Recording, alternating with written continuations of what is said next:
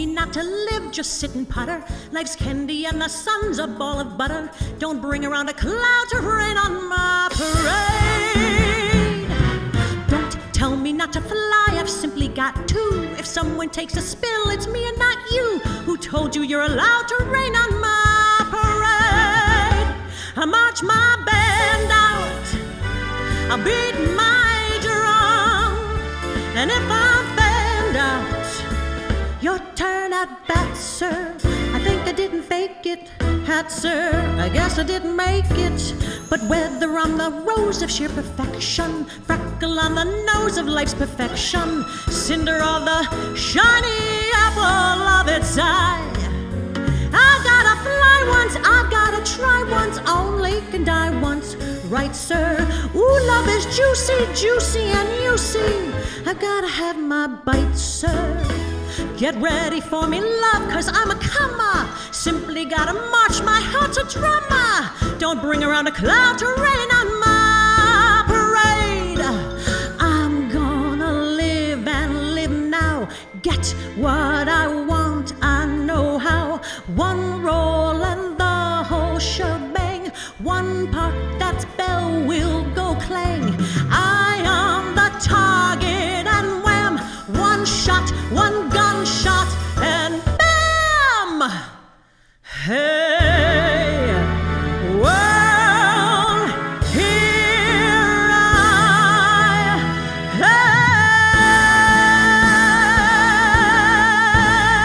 am. I march my band out, I'll beat my drum, and if I'm fanned out, your turn at bat, sir. I guess I didn't fake it, hat, sir. I guess I didn't make it. Get ready for me, love, 'cause I'm a comer. Simply gotta march, my heart's a drummer. Nobody, no, nobody is gonna rain on my parade.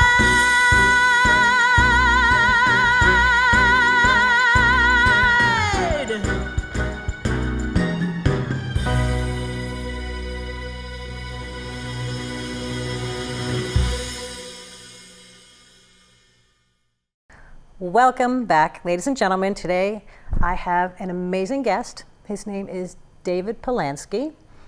And David is a composer, a musician, a writer, just an all-around great guy. Thank you so much. What do they know? What do they know? I have had the pleasure of working with you a couple of times, and I've heard you perform on trumpet, only on trumpet. Actually, sing a little bit on trumpet, while you're playing. But I know that you do more than just that. You're very articulate on the trumpet, I must say. You really convey how you feel. And it's very obvious. There's the Louis Armstrong song that you do. I see trees so green. Right, unbelievable. Every time I watch you do that song, because I've seen you do it a few times, every time I have to stop because you do the trumpet interlude in between. Well, thank you. So I'm thinking to myself, there has to be more to you, because the talent that I've run into doesn't compare to your personality, the person that I've met. So tell me, where did you develop your skills as a trumpet player, and is there something that took your mind to that over something else? Because I know that when I went to school, I decided that I wanted to be a singer, as opposed to a piano player or anything else. So how did you get drawn to doing the trumpet? I have an older brother who plays piano, and as soon as I started playing, and he's 7 years older than I am, so from the time I was a little kid, he was playing piano. I had an aunt that played piano, so we were always singing and playing. So I loved music from really early on, and then once I started playing trumpet when I was 9 in 4th grade, my brother and I would play together. Of course. And I just loved music. For the family? Yeah, mostly. Family functions. Yeah, but I think by the time I was in 7th or 8th grade, I was working with a little band of high school guys because I was pretty good even then. Well, so it's good to know you came from a family musician, so you didn't actually have to figure this all out by yourself. No, except Genes. the last thing my parents wanted me to do was to go into music. Of course. Because they were terribly worried about, being able to make a living with it. And of course they were right. Right. No. I was going to ask you, don't you do this like full time for a living? I do. That's so unusual. Yep. That's amazing. I think if you do something reasonably well, and you do a number of things, especially as an artist, if I arrange, and I play a number of different instruments, and the kinds of venues that I play vary, you can do it.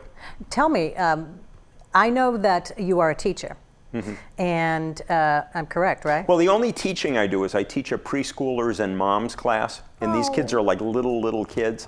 Oh. But I do that 4 hours a week. Okay, so you really are truly a full-time musician. Yeah. That's incredible. I think you may be the first one. Nice to meet you. Nice to meet you. Good to meet you. So, oh my God, it's incredible. The majority of the music that I understand you write, although I've never heard any of it, is what I call children's music, but very articulate, very, well, not like Mary Had a Little Lamb. Uh-huh. No, it's music that, I have a number of parents that have come up to me and told me that they wait until their kids are not in the house so that they can listen to my children's music, undisturbed. Well, I know it's very wordy. In fact, there's this one particular CD that I have here, Animal Alphabet Songs. Yep. And tell me, this CD is actually very special.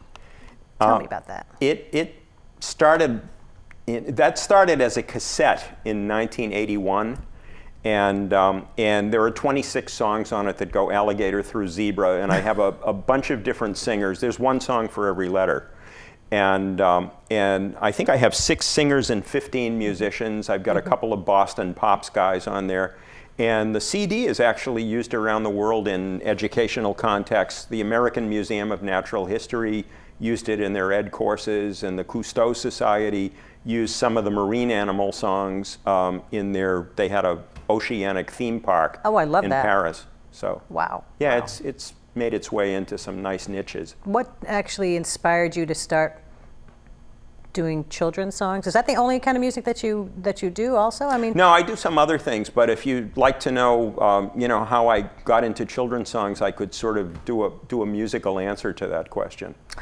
Well, you know what? I first want to ask you a few more things because I'm very curious. I'm Okay. very, very curious. I know that you enjoy music, and I know that you've had several places that you've worked at, but what was the largest venue that you've ever played? There were 2 brothers, the Kratt brothers, that Kratt? did Kratt, K-R-A-T-T, I think. And they were on public television, and they used to do these animal shows. And they were appearing at the Franklin Park Zoo in Boston. Oh, perfect. And I got a call from the Franklin Park Zoo asking me if I would open for the Kratt brothers by singing some of my animal songs. And I got there, and there were 10,000 people there. So I had 10,000 people singing the skunk song and the alligator song. And all with these me. songs are on these CDs. I have a few of these CDs over here. We've got the Animal Alphabet Songs and Animal Songs for Really Smart Kids. Yeah, the only thing about animal songs for really smart kids is the kids actually have to take a test before they're allowed to buy that CD. Just kidding. So when you were at the Franklin Park Zoo, did you actually sing to the animals too? No, I did not. Did you get to see them? No, but they were screaming while I was singing, so apparently they... Does that happen with children too when they start to hear you sing? No, the children are always very well behaved, but the animals were getting out of hand. I watched a short YouTube on you doing some of your material, and I don't know quite how to explain it. I was fascinated. I was fascinated at how you relate to the children. It's almost like you are a child yourself. Mm-hmm. And I think that's probably why you're so good. I think that helps. There's no question I'm very immature and oblivious. There was, when I first sat down here to do this interview with you, there was a little bug flying around my face, and I was thinking, and I didn't know if, I should launch into the mosquito song. I was going to say, give me a little bit of that, will you? Just off the top of your head. Can you? It's only the females who need a bite. Survival demands they be free to bite. It's better with the accompaniment. That's okay. That's neat. Your words they're astounding when I hear them. And when I've listened to some of the songs that are on these CDs, I feel like I'm on PBS or something. The song, it's interesting, the Animal Alphabet songs were actually on PBS. There's a program called Morning Edition, and they featured them, which was very, very good for... Yeah, I mean, it was really amazing. You can actually buy these CDs from you directly at DavidPolansky.com. DavidPolansky.com. Also, do you have a Facebook page? I do. And under David Polansky, by the way, Yes. that's Polansky. Right. Because people often spell it with an I. Yeah. And when Expedia did it, I really messed up my airline tickets. Yeah, I can imagine. What was your very first children's song that you wrote? The alligator song. Was it? It was. No kidding. That's really amazing, the alligator song. And I remember last Christmas, you and I had the pleasure of singing and performing for the tree lighting at the Boston Common. Boston Common. And if I'm not mistaken, didn't you sing Frosty the Snowman? I did. See, I remember that. How did I remember that? I don't know. You know, it's easy to remember a jolly, happy soul. Yes, it is. I'm sorry. Okay, No more bad jokes. Okay. Right. I was looking up some information on you before meeting you today and spending actual time talking to you. And you still had me on the program? David. Okay. David. You're really great. I mean, you have this whole repertoire of things. There's a whole site on you. It's called The Enlightenment, Music for Enlightenment. I'm sure you don't even know this, right? I did not. This is the first I'm hearing about it. I know. So I'm going to have to look it up when I get home. I know. Just Music for Enlightenment? Well, it's your name, and then it's Music for Enlightenment, and it's Follow Your Dream.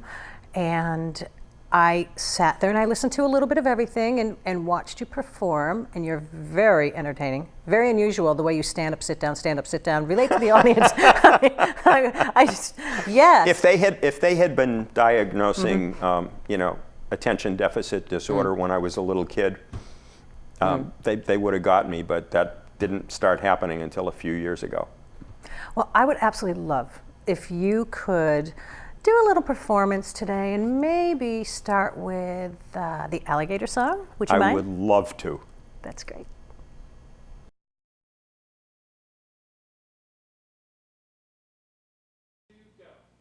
I was just sitting at the piano minding my own business. This was about 37 years ago, and my son, who was just about to turn 40, came up and said, "Dad!" And I said, "What's going on?" "Do you know an alligator song?" And I said, "No." And he said, "Well, you're a musician. Why don't you write one?" So I wrote this. With a tail that whomps and a mouth that chomps, I slither through the southern swamps. With a tail so long, jaws so strong, you better not go where you don't belong. I am an alligator, I think there's nothing greater, eating what I please under my cypress trees. I am an alligator, you'll discover now or later. Don't fool around with me. My son got so excited that he ran to the telephone and he called his friend Todd, who used to live next door to us, and it just kind of went something like this. Never mind. Anyway, my son loved the alligator song so much that he used to ask me to play it 15 times a day, and he really was driving me crazy. And one day he came in and he said, "Oh, Dad!" And I said, "No!" And he said, "Did you think I was going to ask you to play the alligator song again?" And I said, "Yeah, weren't you?" And he said, "No, silly. I want you to write a hippopotamus song." So I wrote a hippopotamus song, and I've been writing animal songs for the past 37 years. Here's Skunk. What's black and white, comes out at night and almost never bites? Who eats his meals from garbage cans when the lids are not on tight? Is it a chipmunk? No, no, no. Is it a gopher? Well, if it smells real funky and you know it's not a monkey, it's a skunk. Who's soft and cute and very mute, he never gives a hoot. Who dresses up to lunch and sup in a black and white striped suit. Is it a zebra? No, no, no. Is it a penguin? Well, if he lifts his tail, you better up and hit the trail, 'cause he's a skunk. And though a skunk is just a fluffy little furry thing that many people never see, when he is frightened, he produces such an awful smell, it makes your nose say, set me free. He's black and white, comes out at night, and almost never bites. He eats his meals from garbage cans when the lids are not untight. He's not a chipmunk, no, no, no. He's not a gopher, And if he lifts his tail, you better up and hit the trail, 'cause he's a skunk. I said he's a skunk. David, I have never seen anything like this. You are amazing. Thank you. Almost like your brain is a little bit scrambled, but it comes out okay. Am I right? How do you do it? I don't know. All I can say is I am very happy that it happens, because if you can make a living in the arts, you're the luckiest person in the world, I feel.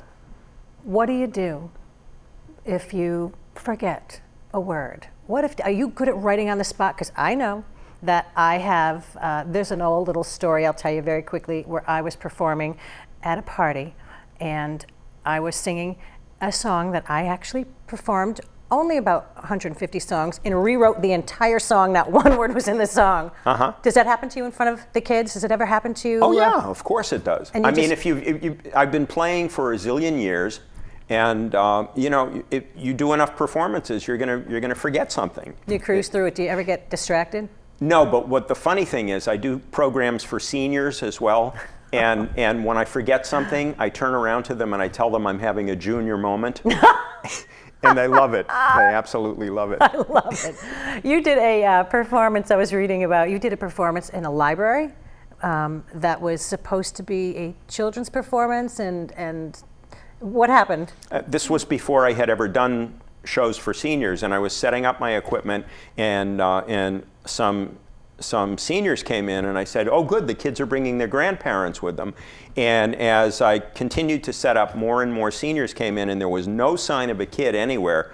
And I turned around and I said, are you people here for a David Polansky family concert? And one of the people said, we're here for a David Polansky senior sing-along. I had never done one, and I went to the librarian and I said, these people think they're here for a senior sing-along. And she said, well, isn't that what I hired you for? So I quickly wrote down about 35 songs, and it went so well that you know, I just said, why aren't you doing programs for seniors? And that's how that all started. So it's you do it multiple times a year? Oh yeah. Where do you work? Do you have like a regular schools, libraries, senior centers, assisted living places. Are any of these listed on davidpolansky.com? They're supposed to be, but I've been very negligent about putting them down, but I definitely will. And you can check out my website. I'm at the Springfield Museum this Saturday. I'm at a number of libraries this fall. And when you're with the bands that you perform with, what are some of the bands? I mean, because I know you freelance, but you also perform with other bands. I mean, I perform with more than one band. Sure. So, do you also play the piano that I just saw? I mean, I know you're a trumpet player. I usually play trumpet when I'm working with other people. Okay. But you know, I work with major, like, you know, bands in the Boston area. Ray Cavicchio, Tom Lamarck, Frank Zarba, Bo Winokur. Yeah. If Bo Winokur's not on the gig, I sometimes get a call to play trumpet for the Winokurs. Oh, right, right. I did a job with them with the Boston Symphony. So right. Yeah, that was great. That was wonderful. Yeah. And Ray's incredible. Yeah. I had Ray on my show, and Frank Zarba. Right. Oh, you had Frank on the show both, too? Yes, wow. I had them both on my show. I think I have known Ray for 45 years. Right. Wow. Yeah. Well, he is an amazing musician, and his whole family is just incredible. So, yeah. Is there a favorite style of music? because I've heard you personally do Louis Armstrong. I've just listened to some of your children's music. And what do you sing to your wife? Well, her name's Elaine, and I wrote an Elaine song. You did? I did. Oh my gosh. But, how long have you been married? 45 years. 45 years. I don't even want to ask how old you are because you look very young. I told you I'm very immature. That's it. That's got to be it. 45 years. Well, I Yeah. want you to know that's also a statistic that you've beaten a lot of things that I can see so far. She really deserves the credit for that. Well, She's a saint. I've met her, and you're right. She is a saint. She's a saint. She's definitely. She's a very sweet woman. She is. I don't think I've met your son, but one of these days. What does he do now? He's a high school principal. He is? Yeah. Wow. Yeah. Can he play any instruments? Guitar. Oh. It's funny how when you ask a musician what instrument, they go like this, or they go like this, or they go like this. Or they go like this. Yeah, yeah. Amazing. Do you ever work together? No, he doesn't play professionally at all. He's afraid. But he just plays. No, he's not. The funny thing is he's not afraid of anything, and he's a pretty interesting guy. He was actually. Should I put in a plug for him? Sure. He was He's a great voted kid. when he was the vice principal at Bristol County Aggie, where he's now the principal. He was voted vice high school principal of the year in Massachusetts, and was taken to Washington D.C. with his wife to be wined and dined with the other 49 vice principals of the year from the other 49 states. Wow. It was a big honor. Where did you go to school? Did you go to school for music? I went to UMass Amherst before I decided that I really had to go full-time into music, but then I went to Berkeley and took a few music courses afterwards. Wonderful. So. Wonderful. I'm just wondering the inspiration, where you get your inspiration for these songs. Is it you see a skunk walking down the street?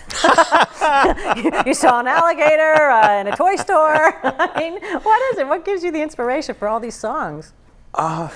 I don't know. I'm just sometimes sitting at the piano and all of a sudden I'll just, a line will hit me, either a musical line or a lyric. And if it grabs me, then I go with it. And pretty soon I've got a song. And your first song that you wrote, do you remember? I mean, was it a children's? I went to the Shirley Street School in Winthrop, and it went kindergarten through 6th grade. And when you were a 6th grader about to go into junior high, which is now middle school, right. They had all the 6th graders try to write a farewell song to Shirley Street School. Oh. And so I wrote the Shirley Street School song that won the contest that year. You won? Yeah. Well, that was the whole thing. If you didn't win, where would you be today? What do you think you would be doing? It's all of that patting on the back. You really don't know. No, you don't. Yeah. It's all the auditions that you go on. It's all the things that you do, because it's a rough business. I mentioned that my parents were worried about my going to music, right? Yeah, you mentioned that. The funny that. thing was, music was one of the few things that I was really, really good at. You weren't good at accounting? I was not good at accounting or math or science. Which is interesting, because they say music is math. I know, but there are always exceptions, and I was the exception. Because a lot of musicians are good at math. Right. Well, I was I once. worked as a computer programmer for a very, very short period, and musicians are supposed to be good computer programmers too. No. I was not. It's interesting. What I call going through the wormhole. One thing goes. It's almost I'm ADD when I get on the computer. Oh, look, that looks good. Oh, look, that looks good. It's a good thing we're not married. Oh boy. Because one of us would have to be not ADD, right? Well, that's where Elaine comes in. Right. She's focused. Well, it has been such a pleasure. For me too. Having you here today. I am astounded that you have all these CDs, that you perform professionally, that you are a working musician, that this is your life. It's such an inspiration to so many people. You're inspiring to me, I can tell you that. Thank you so much. Really. I needn't tell you what I think of your singing. I told you too many times. Thank you. Yeah, Thank really. you. So, if anybody is interested in reaching David Polansky, it's davidpolansky.com. Yep. And you can purchase his CDs there. Also, cdbaby.com. You can do that. And thank you so much for coming. Thank you, ladies and gentlemen. Having me. Sure. This is Sharon from Talent Time. You can reach me here anytime you want at talenttimesharon@gmail.com. Thank you.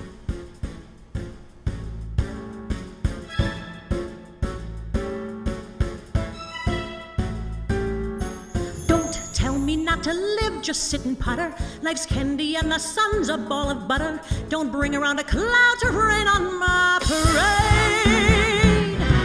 Don't tell me not to fly.